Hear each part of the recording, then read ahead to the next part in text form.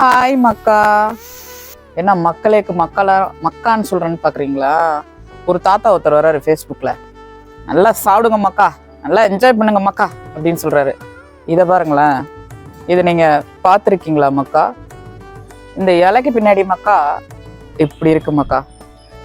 இது ஒரு பூச்சி வந்து இதுக்குள்ள இருக்கு. இதை காமிங்க. இது வெண்டைக்காய் செடி, பல விதமான செடி, நிறைய செடிங்களுக்குள்ள இந்த மாதிரி ஒரு குச்சை வச்சு ஒரு ரவுண்டா கட்டிட்டு அப்படியே தொங்கிட்டு இருக்கோம். நான் என்ன பண்ணுவேன், அதை பிடுங்கி நெருப்புல போட்டுருவேன். இதுக்குள்ள ஒரு புழு வருது. அது கடைசியா என்னவா ஃபார்ம் ஆகுதுன்னு எனக்கு தெரியல. அதாவது பட்டர்ஃப்ளையா மோத்தா அப்படின்னு எனக்கு தெரியல.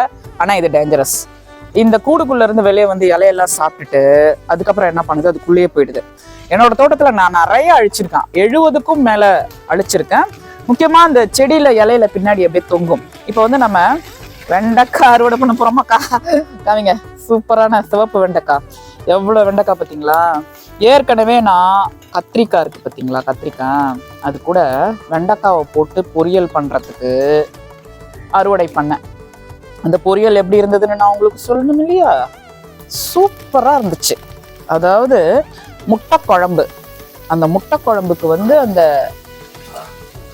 கத்திரிக்காய் வெண்டைக்காய் பொரியல் செம்மையா இருந்துச்சு.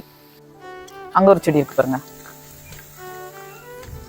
இந்த தொட்டில ஒண்ணு தயாராயிருக்கு, மீதிலாம் சின்ன சின்னதா வந்துட்டு இருக்கு. ஆக்சுவலி வெண்டைக்காய் வந்து என் தோட்டத்துல முடிய போகுதுங்க. நான் வந்து விதைகள் வைக்கணும். 2-3 வெண்டைக்காய் முளைச்சிருக்கு. அதை எடுத்து மாத்தி வச்சா நல்லா வளரும். இந்த நசன்னு இருக்க இடத்துல மாடி தோட்ட வேலைகளை என்னால் செய்ய முடியல. அது இது கடற்கரை ஓரமா ஈஸியாரு, சும்மாவே மழை பெஞ்சிட்டு இருக்குது. Happy Corning.